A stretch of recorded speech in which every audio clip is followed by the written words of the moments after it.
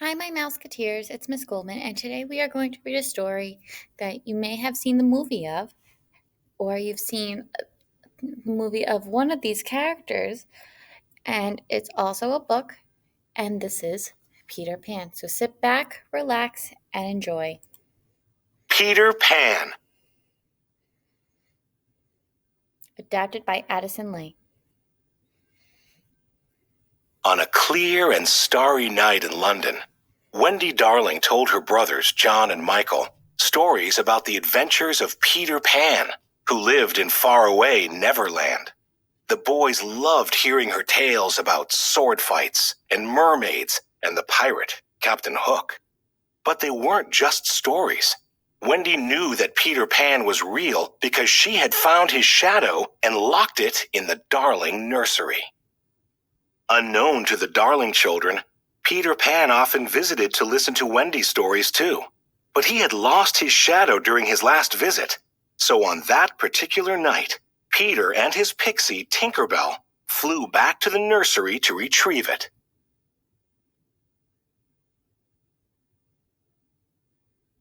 As Peter and Tink flew about the nursery, Wendy woke up. "Peter Pan!" she exclaimed as she climbed out of bed. "I saved your shadow for you. It needs sewing." As Wendy sewed, she explained that it was her last night in the nursery. "I have to grow up tomorrow," she told him. Peter quickly realized that if Wendy left the nursery, he wouldn't be able to hear her stories anymore. He had to do something. "Come on," Peter called out. "To Neverland! You'll never grow up there." "John, Michael, wake up! Peter's taking us to Neverland," Wendy said. "But Peter," she questioned, "how do we get to Neverland?" "Fly, of course. It's easy. All you have to do is think of a wonderful thought and add just a little bit of pixie dust," said Peter, shaking Tinker Bell. "We can fly!" cheered Wendy, John, and Michael as they rose into the air. "There it is, Wendy. Second star to the right and straight on till morning," Peter said. Soon, they were flying high above Neverland. The Darling children thought it was the most magical place. They saw Mermaid Lagoon, the Indian camp, and even the Jolly Roger, Captain Hook's ship. It was just like Wendy's stories. On deck of the Jolly Roger, the evil Captain Hook was busy plotting with Mr. Smee. "Blast that Peter Pan! If I could only find his hideout, I'd trap him in his lair," Hook said. Captain Hook wanted nothing more than to destroy Peter Pan. It was because of a fierce sword fight with Peter that he had a hook where his hand should be. As a result of that sword fight, Peter was also responsible for Captain Hook's other enemy, a crocodile. When Captain Hook's hand fell into the open waters, the crocodile had gobbled it up and had been chasing the captain ever since. Luckily for Captain Hook, the crocodile had also swallowed a clock, so whenever the captain heard a tick-tock sound, he knew he had to run.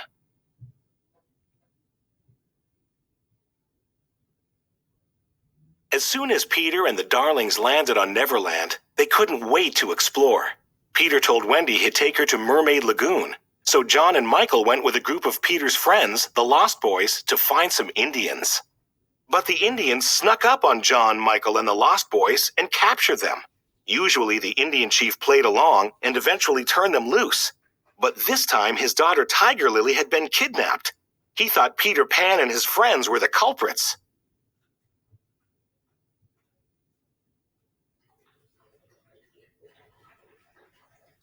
Meanwhile, Peter and Wendy were visiting Mermaid Lagoon when they saw Captain Hook and Smee with Tiger Lily. They had kidnapped her. Peter and Wendy followed them to Skull Rock so they could rescue the Indian princess.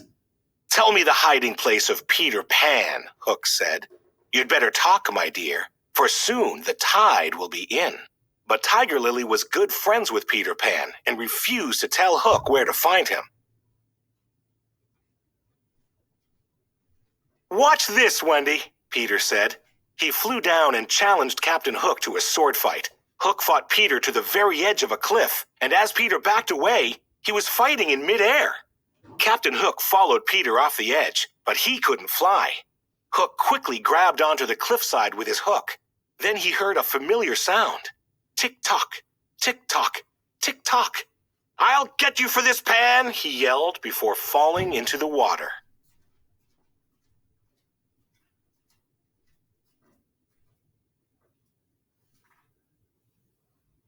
Smee rushed to save the captain, while Peter and Wendy quickly swooped down and saved Tiger Lily. The Indian chief was so happy to see his daughter again that he freed John, Michael, and the Lost Boys. "Bravo!" They all cheered for Peter.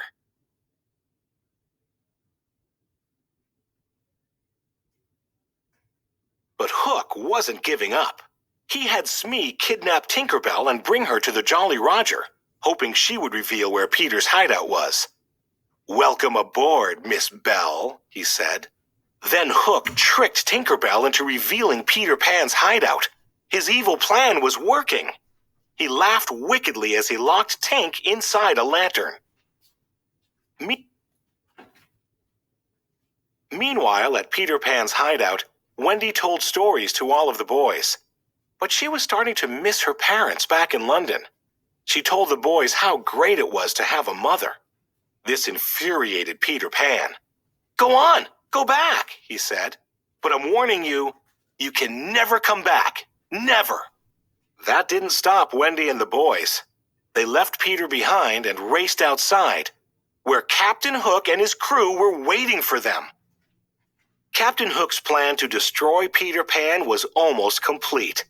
Before Hook returned to his ship, he lowered a beautifully wrapped package into the hideout for Peter to find.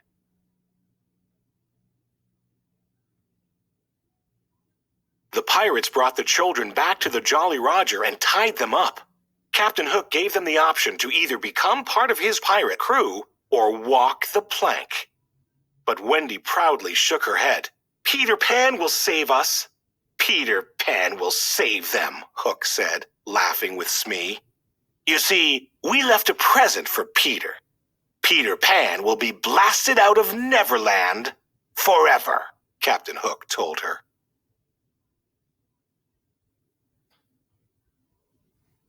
When Tinkerbell heard Hook's evil plan, she escaped from the lantern and hurried back to the hideout to save Peter. Just as Peter was untying the bow, Tink flew in.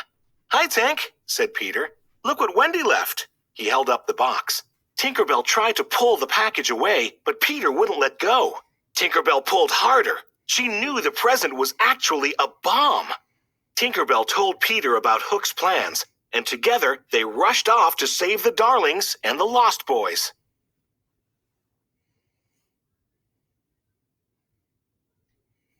On the ship, Wendy and the boys were forced to walk the plank.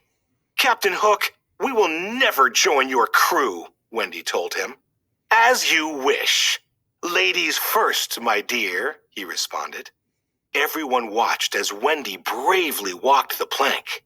One step, then another, as she got closer and closer to the edge, and then she jumped. But Peter Pan was there to save her. "This time you've gone too far," Peter said to Captain Hook. Hook couldn't believe his eyes. Peter Pan was still alive. His plan had failed. John, Michael, and the Lost Boys fought off the pirates as Peter drew his dagger and attacked the captain. When Peter turned his back, Hook lunged at him with his sword. But the pirate lost his balance and fell into the water, where the crocodile was waiting for him. Captain Hook's crew was forced to surrender.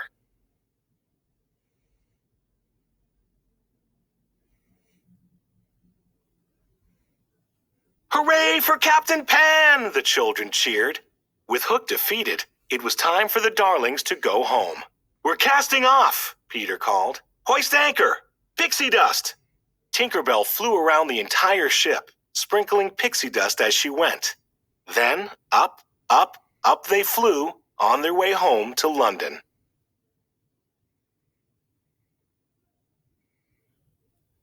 Wendy, Michael, and John had to say goodbye to Peter Pan and the Lost Boys. "Oh, but it was such a wonderful adventure," Wendy told her parents. "Tinkerbell and the mermaids and Peter Pan. We sailed away on a ship in the sky." As Wendy finished speaking, she gazed into the night sky. She would never forget her adventures in Neverland with the boy who never grew up.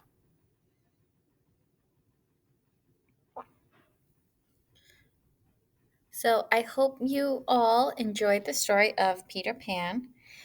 And so, my Musketeers, I'm going to leave you with our goodbye of be safe, be smart, and go for the gold. And until I see you next time, happy reading. And remember, you can always read this book again on Reading IQ. Talk to you soon.